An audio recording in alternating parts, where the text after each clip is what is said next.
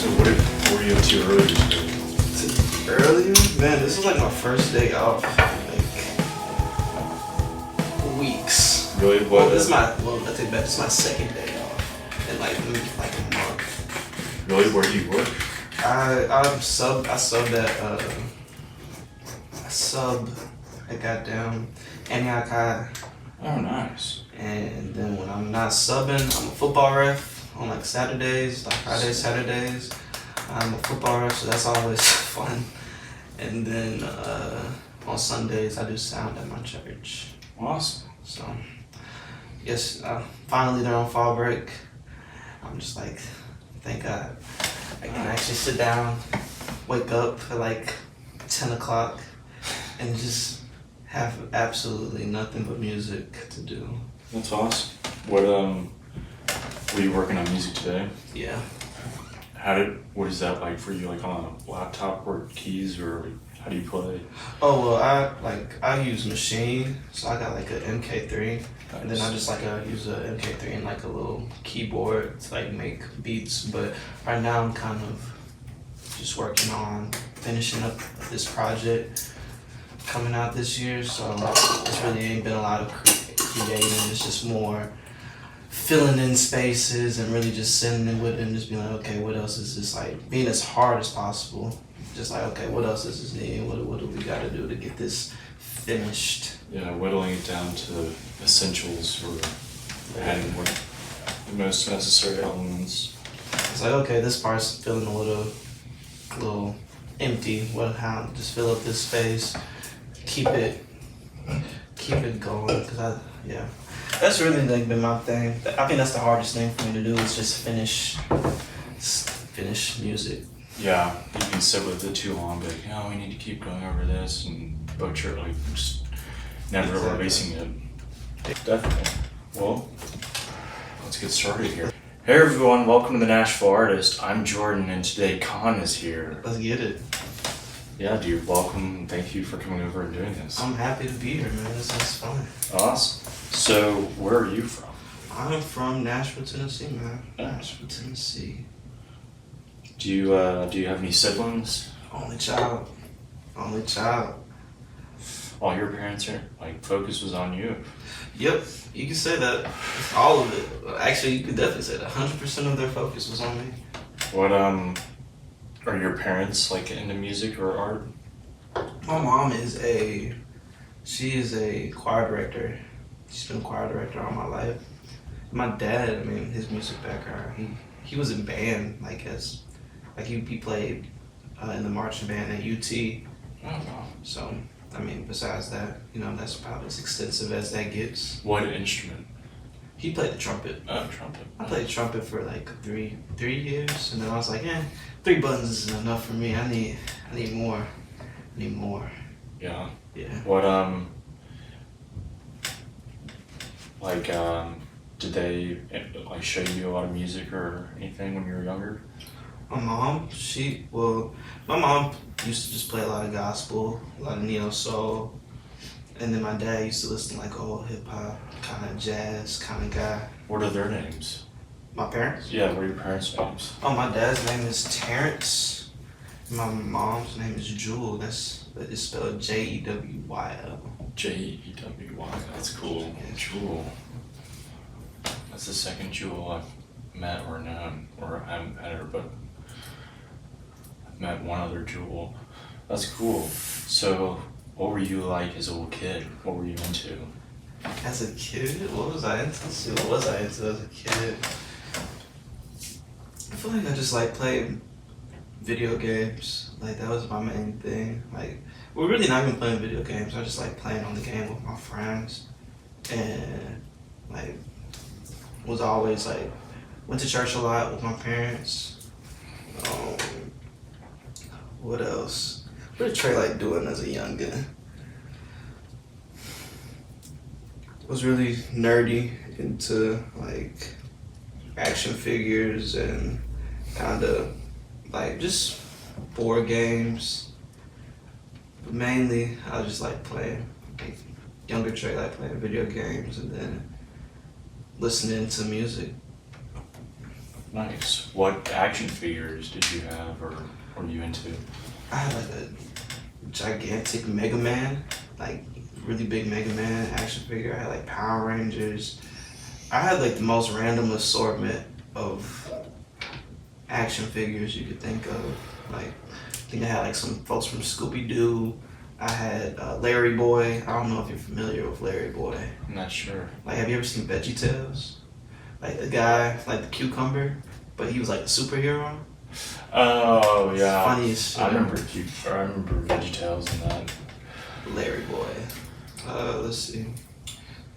Yeah, that was kind of. I had like a lot of different. I can't remember all of them, but I had like a nice assortment. What? Some Pokemon. Oh I yeah. had an Ash. I had like one of those ones where like you put like the Pokemon on top of his Pokeball and then he like do a bunch of stuff. Oh, cool. And I was into like Pokemon cards and Yu-Gi-Oh! And all that kind of stuff. Definitely. What video games did you play back then? Like PS2 wise, whatever I could find, like literally. I like racing games. Like I remember I used to play a lot of Cartoon Network racing, like Crash Racing. I had like Sonic Heroes. I ran that game into the ground. Need for Speed. I actually didn't play. Oh, I played Midnight Club. I think Midnight I remember Club. that. Never played Need for Speed. I had Gran Turismo. And then like I started when I got like Xbox 360 in middle school. I literally only played games to like play with my friends. So then that's when I started playing 2K, and like Halo, and Call of Duty, and all that stuff, just so I could try to beat the homies. Right. It took a while. So y'all didn't do like campaign or anything like that? Co-op? As well? Uh-huh. Just Just versus really, just like Modern Warfare, Modern Warfare 2, Modern Warfare 3, just good old video, just good old classic.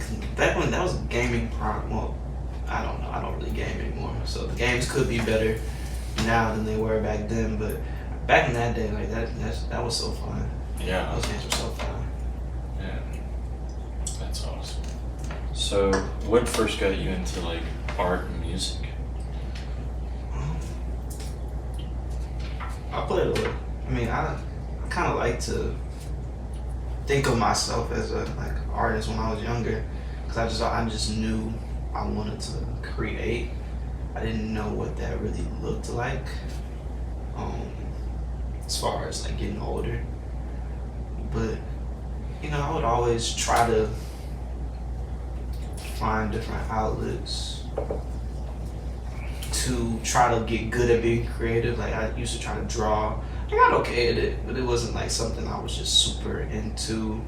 My parents had me playing a lot of instruments, so I would do that in my like free time. I played the violin like for 5 years. I played like I said, the trumpet.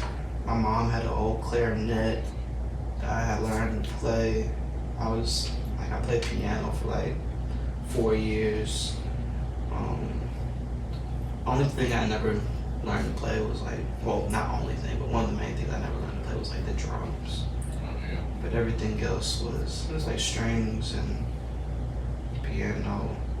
So that's kind of where I was introduced to like music and just like learning different music kind of stuff, you know. What were your like early influences like when you were younger? They're doing that. That's really cool. I want to do that. Or like certain artists. Well, I used to have a really weird obsession with like Weird Al Yankovich. Oh really? Yeah, and like all his music, like I was like in a crazy rabbit hole for Weird Al Yankovic, and I listened to a lot of like so random, just like Disney like stuff. Like I'm not gonna lie, the songwriters in that Disney camp, I don't know what they were on, but they were on it, and they was going absolutely crazy for no reason. Like between like those first 2 High School Musicals, they got a little adult on us in that third one. But them first 2, fire. The Camp Rocks, fire. Phineas and Ferb, like I'm talking about bangers, bro. They were making bangers in that camp. And then they took that and then made those like stars in those TV shows. Like they were writing them the craziest songs like that. What's that song by Demi Lovato? Skyscraper. Like, why was that song that good? Like I don't know. But it was like that was kind of what I was into until maybe middle school when I started listening to like more hip hop, like Young Money, and Eminem, and like listening to more. I remember my mom, or I listened to Kanye a lot. Like when I was a kid, my mom had like one rap disc, and it was Kanye. So I used to listen to like the first 5 songs of Graduation like every morning and stuff like that. That's awesome. Did you said you played in school, like instruments in school, or did you do that in high school? No, I think I stopped. By the time I got to high school, I was cool on like band, or I was still learning, like taking piano lessons in high school, but as far as like in school, I had stopped. So like, did you play music outside of school, in high school? Yeah, like just like my parents used to have someone come to our house and like teach me. Okay, but like writing music or? Oh, writing music? No, it was mainly just reading music, learning to read music. Like learning like proper technique and stuff like that. Yeah. That was the main thing he would go over with me. When did you start like producing songs and stuff? I didn't start producing for real until after the pandemic, when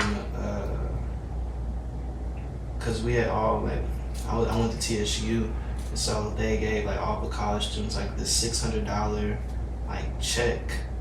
And so I spent my entire $600 check on my MK3. And then I tried to figure out how to use it, and it was like, kind of just was like, you know, forget it. But then we made, I started working with Justin. Wild Justin, he's one of the producers I worked with. And he used the MK3 and he used the machine software, and so I kind of watched him do it, and it was like it all started to make like a lot more sense, because I was like, oh, okay, that's kind of how you use this software. Because before then I was just trying to figure it out. So that was what, like 2020, like before 2020, like 2021, 2022 was when like I started kind of just sitting there every day trying to produce. Nice. Why would you say you're drawn to music? Why would I say I'm drawn? I just really like it. I just like how I've always liked music. That's always been something that I've kind of, like, even when I wasn't making music, like I just like listening to music. And like 2019, it's just kind of like that feeling that's behind it. You know? Yeah. You know, when you just know something is what you want to do. Yeah. It's just kind of like a feeling. Nice. Who are some of your favorite bands or artists of all time? Favorite bands, artists of all time, of course, like K.O.N, Kendrick Lamar, like Andre 3000, like MF Doom, like Earl Sweatshirt, Isaiah Rashad, Lil Wayne, Drake.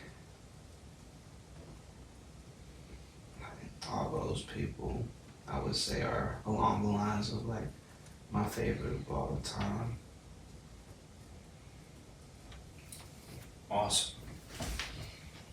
How How do you develop your artistic skills now? Like, do you have routines or practice? Or Now, yeah, I try to do something every day, like whether it be make a beat or whether it be write like a verse. Tried to get into that like in 2021, just like every single day kind of thing. Some days, I take the off days. It's like days where I'm gathering information and like the stuff around me, just like subconsciously. I'm not like really thinking about moving day to day. Like, oh yeah, I'm gonna write about this, I'm gonna write about that, but that just helped me learn to rest a little easier. Because at first I would be like, every day I gotta do it every single day. But now it's like, okay, when I'm not writing or when I'm not like literally like putting together something, I'm taking everything in so that I can put it out. So my routine just literally is try to do it every day, but if you're not feeling it, don't force it.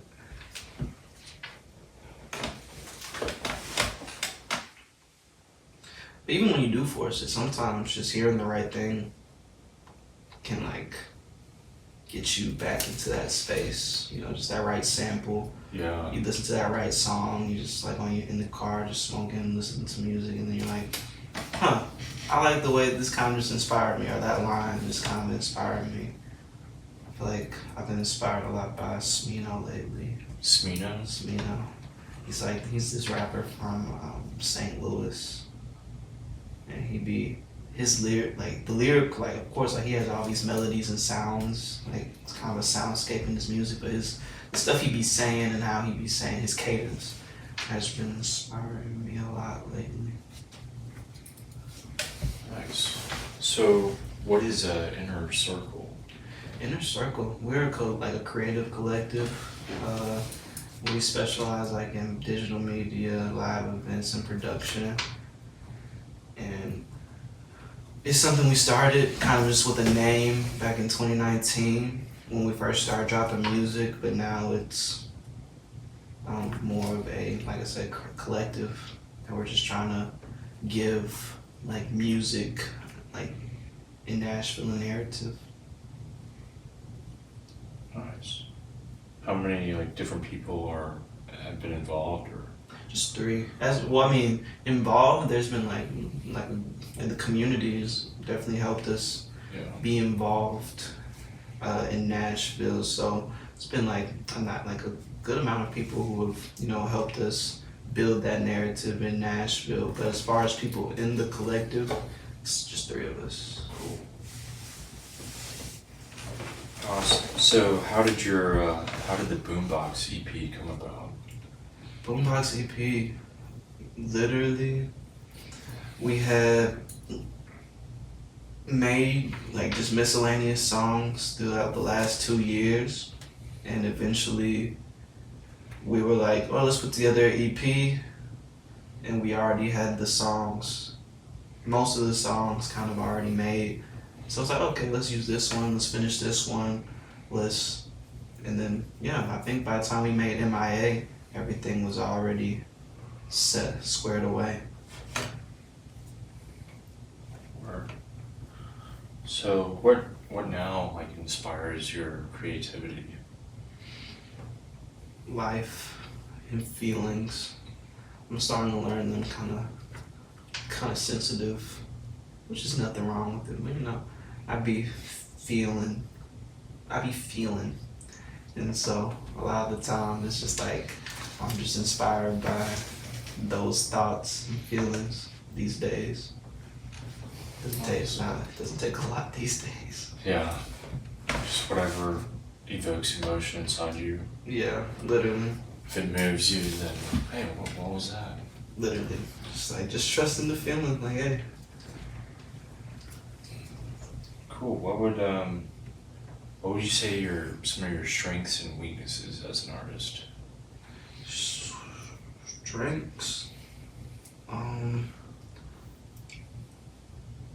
feel like consistency, like just kind of like having a good feeling about things, just because I know that I'm putting in the work and just consistently doing what needs to be done to build like soundscapes for different projects. I think my biggest weakness is just letting go of music and being like, yep, this is good, let it go.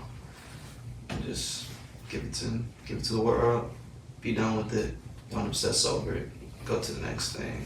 I'm getting better though, but early on, that was like a big deal for me. Otherwise, I would have a lot more music out.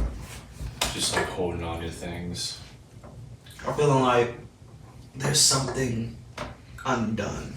Like there's still something that needs to go right here, or something that needs to be added or taken away to make it feel how I want it to feel. When a lot of the times just sitting there listening to the same song 100 times, it's gonna naturally take away that feeling that you once had when it just came out of your mind. So it's like, I'm learning that and starting to take that. Like, okay, now the reason why you're feeling a little underwhelmed by this song that you weren't underwhelmed by like a month ago is because you listened to it like 60 times on replay and mixing it and adding stuff. Eventually, you just gotta be like, it's good, let it go. Yeah, that's a very interesting point. I've definitely realized as an artist, like the first time you do something is usually the most powerful. Like you never know, like always record stuff because you never know what's gonna come out of you, and usually the first thing that comes out of you is the most like part of you, I guess. Literally. And then when it ends up happening is like you study the part so much that it then loses the charm that it once had. It's like you gotta hold on to the spontaneity of the first time. No, yeah, it's like you tried to put. Oh, like I was into like a Isaiah Rashad something. He basically said that first feeling, like a lot of people say he like mumbles when he raps, but it's something about like the emotion. Even like you can't understand everything that he was saying when he first recorded it. He likes to stick with that first recording just because it has like a lot of feeling in it that people can feel more so if you're pronunciating every word and like really thinking about it. Like, yeah, sure to hear everything that you're saying, but at the same time, it's like, oh, that wasn't Isaiah Rashad. I think that was D'Angelo. That was D'Angelo, and that's another one of my like influences is D'Angelo. He was just like, some people say he's like mumble, even in R&B he's like mumbling, but it's that initial feeling that comes from that first recording that really just sucks people in, as opposed to hearing every word or understanding every word, because at the end of the day people are going to interpret whatever you're saying how they're going to interpret it.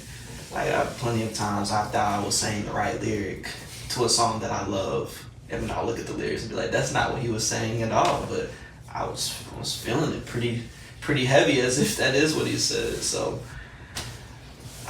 that goes back to the perfection thing. It's like sometimes perfection isn't always the most important. It's just really about putting that feeling inside of it and letting it go. Yeah, because you can like perfect every part of it, but then it loses the soul. Literally. Like the perfect snare drum hit, the perfect bass drum hit, the perfect, like I have to say it very clearly there. Yeah. If you obsess over every little part, sometimes it can be good, but sometimes it can turn it like robotic. Agreed. How would you best describe the type of artist you are? Best describe, I guess I would say abstract. I think that's what a lot of my buddies would call me. It's very abstract. It's like I start with a very grand, obscure idea and then slowly have to make it make sense within itself. So I would just call myself very abstract artist. Kind of like indirect, or like How do I describe mine? Maybe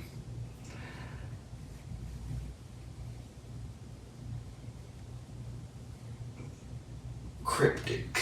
Cryptic. Yeah, it's like like sometimes you'll be what I'm saying makes perfect sense to me, but it just like someone will listen to it and be like, what are you saying, or what does this mean exactly?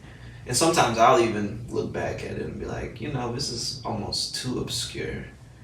But then I'll be like, nah, I feel it though. So it's like it is what it is. It's like a mixture of emotions and words and Yeah. black, like blue, grass, smile, I don't know, something like that. Yeah, it's just emotion and thought. Certainly. Like sometimes I'll be talking about in one line I'll be talking about a specific situation and then I'll tie into that next line. That next line has absolutely nothing to do with what I was just talking about the line before. But it all flowed together, you felt it, but it's like what is this man talking about? So, what is he talking about? Nice. It's cool to be like obscure or abstract because sometimes I feel like people want to be so understood as one thing, or I don't know. Yeah, Like that's true. when you can always keep it kind of cryptic, a lot of people can come up with a lot of different ideas of it, and then it serves them, how they're gonna use it. Literally, that's fire. Cause like I've heard REM talk about the song. This one goes out to the one I love or whatever, and they're like, yeah, it's not a love song at all, but everyone seems to think it's a love song, and it's like, it's just, I don't know. That's how they decided to interpret it. Yeah, they're like, whatever, people didn't understand, but okay. Cool. Well, so, other than TSU, I guess you've lived here your whole life. I mean, TSU is yours. So you've never left. Mm-mm. Been here my whole life. So, this might be hard to answer, but what have you learned living here? I feel like as an adult,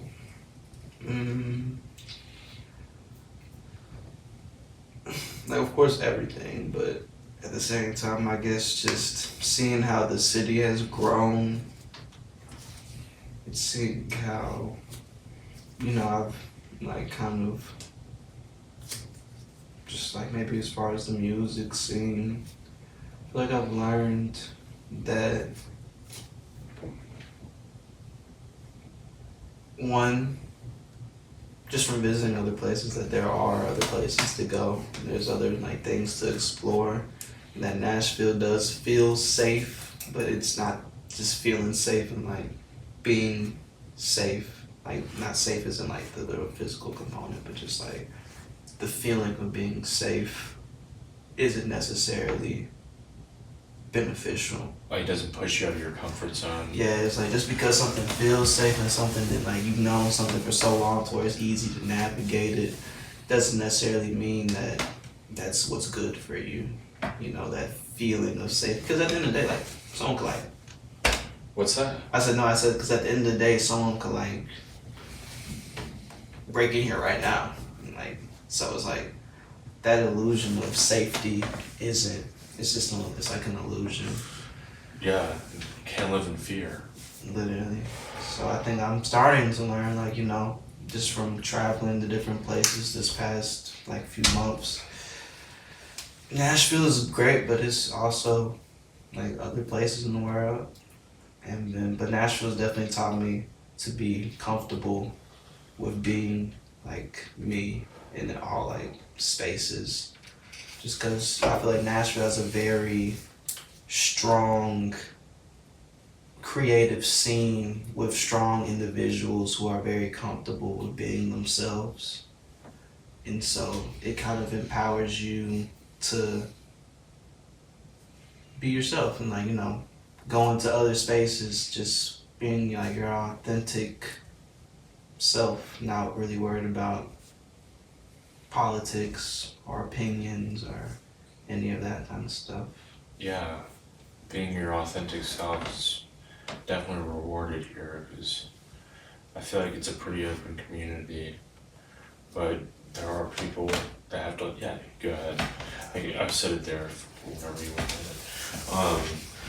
There are people that are kind of too afraid to be authentic because they're worried about the opinions of others, but that's gonna happen no matter what, so. Regardless. Yeah. People are gonna have their opinion, they're gonna treat you how their opinion places you, they're gonna have all these preconceived notions of you based off of whatever it may be. So it's just like, I mean, that's what the point of your brain is, you know, to do, is to form an opinion about something. Right. And it's like, I think that a lot of like the creative things about creative, like the Nashville creatives are, they really. Want another one? Yes, please. Everyone is really just themselves, and you know, no one's really too worried about. Well, at least in my perspective, of course, Right. like no one's really too worried about the other person. It's just like we all know we're here. We all know why we're here, and like everyone's just cool. Yeah. Everyone's really cool. Everyone's striving here. Like you can feel it in the pulse of the city. Like there's determination, and like you just buy into that energy, and we all rise together, kind of thing. I learned a lot when Kurt Cobain said, "I'd rather be hated for who I am than loved for what I'm not." I'm just like, Damn. I haven't heard that one before, but yeah, that's real. That's just super real. But that is why, even like traveling Nashville, I feel like Asheville is just so, our art community is just so cool. our what? Like our art community. Oh, It's yeah. like, it's small and kind of niche, but it's really, really cool and intimate because everyone does know each other, and Nashville is so small. It's like you know one person, that person, like, it's so small that most likely if you don't know someone you know does know them. Right. Everyone's like a couple degrees away from each other. Exactly. What has been your favorite venue here to play? I love all the venues, of course, that I've played at. If I had to pick like a absolute favorite, I would say the East Room, just because. Actually, hold on. I would say East Room just because they just show so much love. Like they're just very open to like empowering artists, no matter the genre. Like they're open, you know. I just see so many different kinds of events going on in the East Room, so I do appreciate them a lot. And then like one of the venues that really helped us kind of grow was Vinyl Tap. Oh yeah, 'Cause it's- Vinyl Tap. Very intimate space, very nice people. You know, I just like I love their energy as well. So I think that those are probably my two favorite venues in the city. Dude, yeah, Vinyl Tap. It's so great how it's a listening room, a bar, or like a record store, bar, and venue. It's like all the best things in one. Like you can't get better. It really can't get better. I don't know any other bar that's like that. Me neither. It's like you can shop and you can drink and you can listen. Listen to music. Yeah. Covers all the bases. Okay, cool. So, what is some advice you would give to someone who's going to move here and do art or music? Someone moving to Nashville, if I could give them some advice, be, like I said, just be yourself. Don't really worry about too much what other people are thinking about you. Be consistent in your efforts, because it's Nashville, so I mean, automatically it's like so many musicians trying to occupy the same space, same stage, same lineups. So just be consistent in your efforts, and but more importantly, be consistent in like you creating. because there's people in Nashville who they create every day. They really hone in on their craft to where it's like the standard, you know? It's Yeah. like, if you're not, like, I know I'm a little different because I'm not like an actual like musician as far as like playing an instrument set, but I know like when I'm working with people who like instrumentalists, it's very serious, like, especially like on a band format. It's like if everyone's not where they need to be as far as like knowing what this means and what these chords are and like what like remember just going home and practicing afterwards. Like people will look at you and be like, bro, like what are you doing? Oh yeah, Like, dude. it's like you gotta be on top of it. You've got to be on top of it, and that's what I love. Another thing I love about Nashville is every stage is usually occupied by a player that has practiced a lot to get there. Yeah. And so like you won't have people like I know in some towns you like see a local band or whatever. Like, this is Billy's first show and everyone else is drunk, and then everyone's at the mercy of how well they're gonna play. Yeah. You know what I mean? But I haven't really felt that vibe on stages here. Yeah, now people come ready like 95% of the time. So like be yourself, work hard to keep like your efforts as far as trying to get out there, and then like, but most importantly, just what you're doing behind closed doors is what is most important. Yeah. Literally. A person is praised in public for what they do in private. Live fire. That's a fire quote. I don't know if it was that just off the top. Well, I've read it somewhere. Those aren't my words. That's just something I've heard. Yeah, no, that's true. Like, cause then it's like, and then I love the mystique around that too, cause you really truly know. Yeah. You don't know how much someone is like practicing behind closed doors with the same 24 hours that everyone else has. Right. It's really true. You think like someone else has more money, so they have more hours. It's like, no, we all have the same 24 hours in a day. So, and you can tell, and I love that because you just can tell when someone, just from the product, How they use like, you can tell how often they use that time. Like, you can't fake it. Yeah. If someone only, like, even with rapping, if someone isn't like rapping like consistently off of a stage or outside of like putting a project together, like just continuously creating, you can hear that. Whether that be a big artist or it's like a local artist, you can hear like when someone has really been like his 5 months just been working. Like you like he's like that person. Like you can just tell. I love that's what I love about music. The work ethic, yeah, you can just tell. They say your reputation or your repetitions are your reputation. Man, How much shit you can just, how many reps can you get? how many reps are you getting? Like from lyricism to writing to playing, just everything, music based. Like we can tell. We can all tell. Yeah. Okay, cool. So reflecting on back when you first started as an artist, what are some challenges you had to overcome and how did you get through them?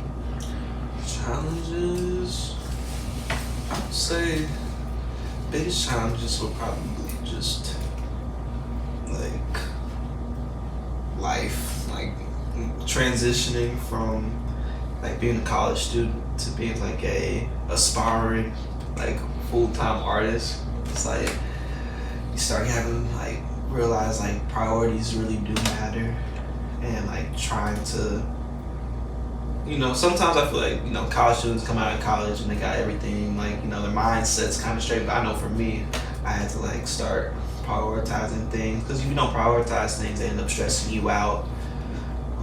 You're just delaying the stress. Yeah, literally. You're just putting the stress that could have been right now to another day.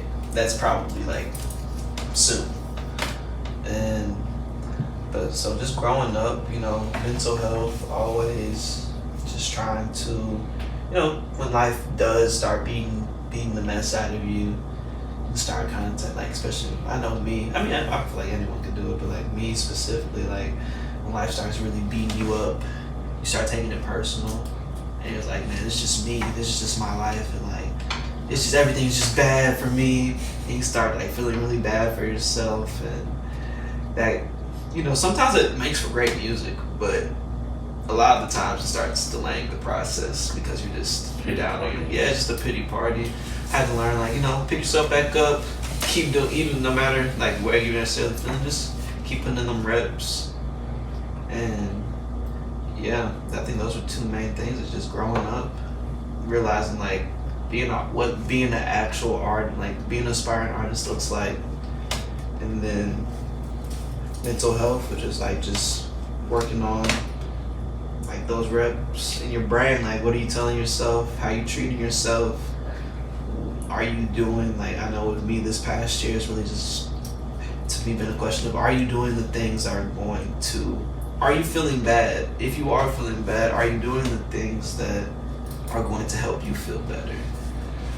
And so that's been my main thing, like just stuff simple like drinking water and like eating consistently and like getting exercise, getting some vitamin D, walking in nature, stuff like that. Am I doing the things that I know 99% of the time makes me feel better? And if I'm not, reflect on that. Yeah, reflect and just go do it. Yeah. You know, because it's going to immediately begin to help. Right. Yeah, that's a great little equation to go by. It's like, if you're feeling bad, why are you feeling bad? And is it something you're not doing? You could be doing it. Do it now. Yeah, just go do it. Like, don't even feel bad that you weren't doing it before. Just go do it. But using that as like a compass, like when you're feeling bad, like why is that? And, you know, or whatever. Yeah. To get the thing done that you've been telling yourself you're going to do, but haven't done. Yeah. I was fine. Like, sometimes it can be like immediate thing, like I said, drinking water or eating.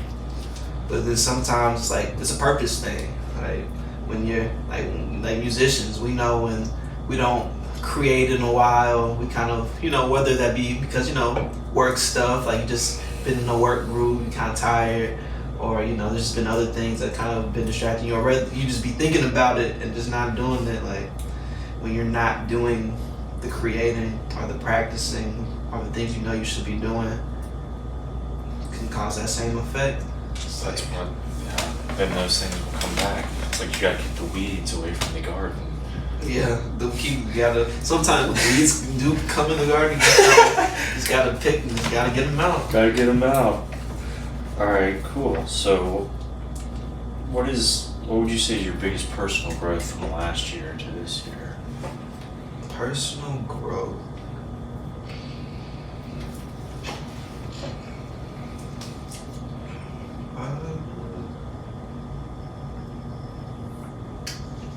Let's see, what's the day? Today is October 9th. Between October 9th of last year and October 9th of this year.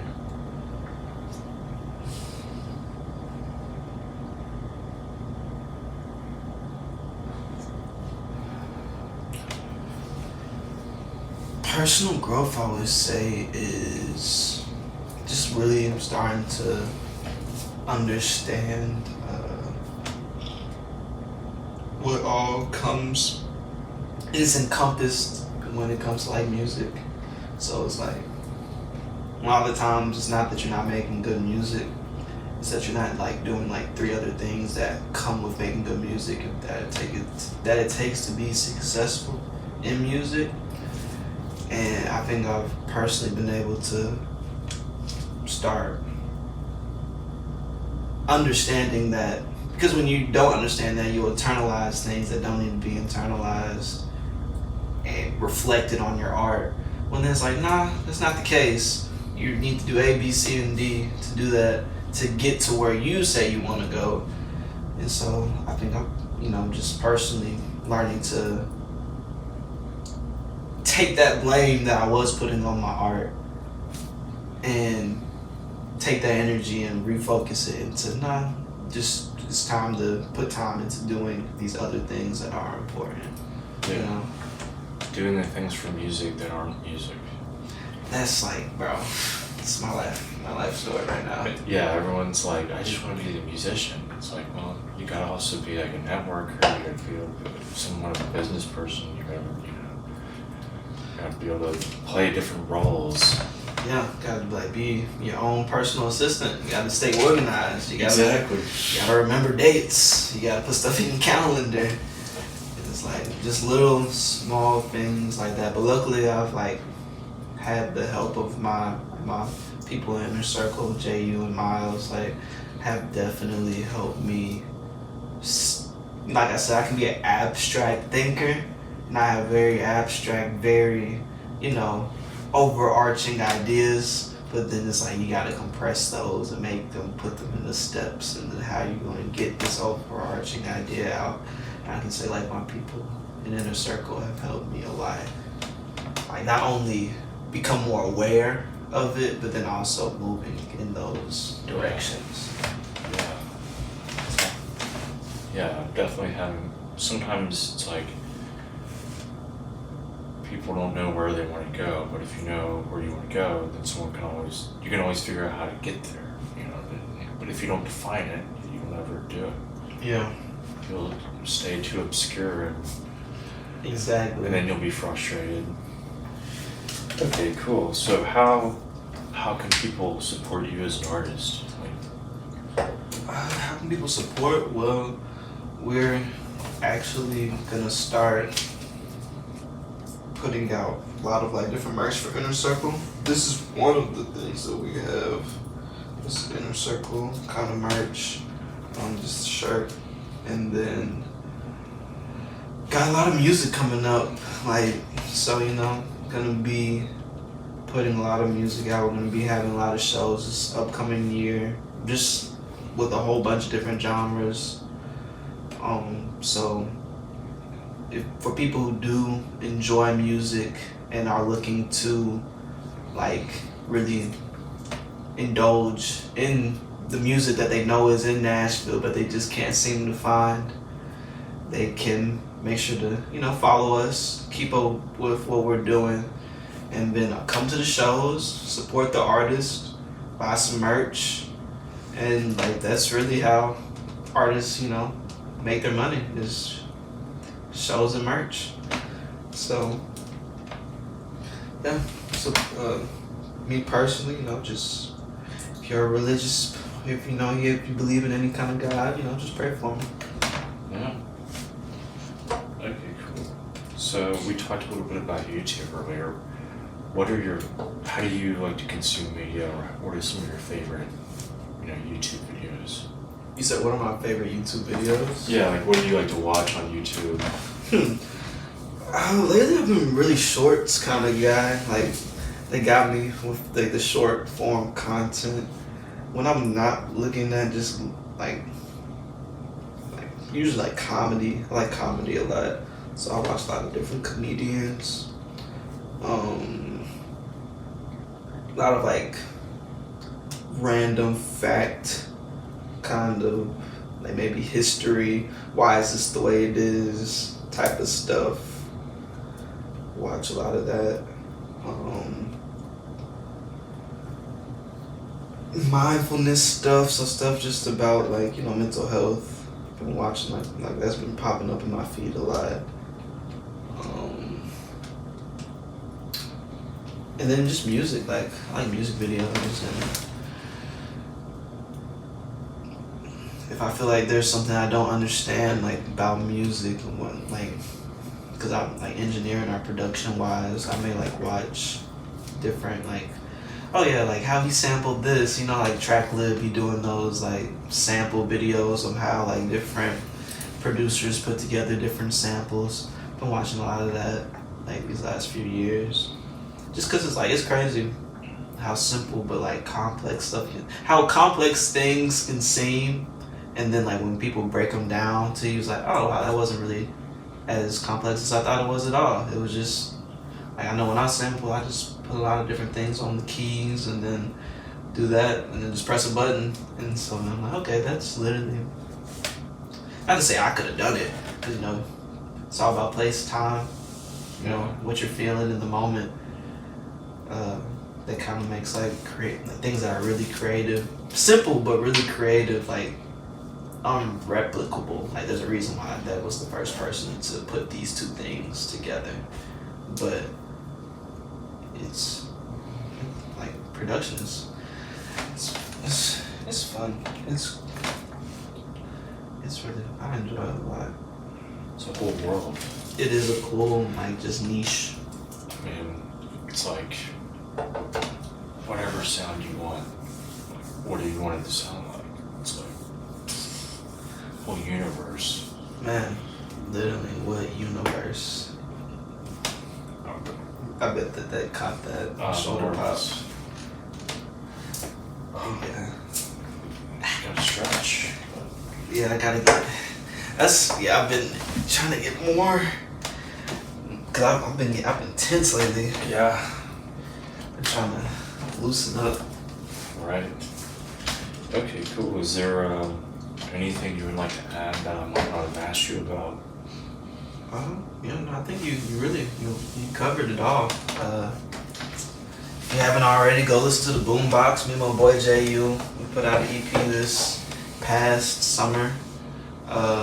We just got off of tour August and September. We had like I think 5 stops between like Nashville. We went to Chicago. We went to Jacksonville. We went to Memphis, and we went to Houston. And so that was super fun. We got a lot of stuff coming for Inner Circle these next few months, and then going into next year. So if you're interested in that, definitely, like I said, follow us on our Instagram page at inn.circle. And if you want to follow me personally, it's at trey.gib. And then if you go to the Inner Circle page, there's 3 people that the page follows. Follow those people, Ace25 Young, that's my boy JU. And he films, that's my boy Miles. They, like I said, none of this would be what it is, like, you know, including myself, like, without the people who helped me. So, Yeah. shout out to them, for real. Awesome. Cool. Well, here's the last question. What is something absurd you love / do? Absurd Yeah, absurd. that I love. Something absurd that I love.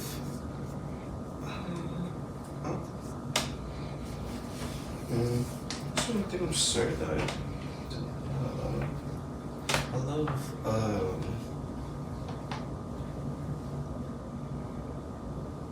love watermelon a lot. Oh, I yeah. don't know if that's very absurd. Don't judge me for all my people out there who's looking at me like, did he really just say watermelon? But yeah, I have an unhealthy addiction to the fruit of watermelon. Gotta have it. Well, cheers, dude. Thank you for coming over and doing this. Appreciate you for having me, asking me cool questions, give me sparkling water to sip on as we converse. Yeah. It's been fun. It's great. Awesome.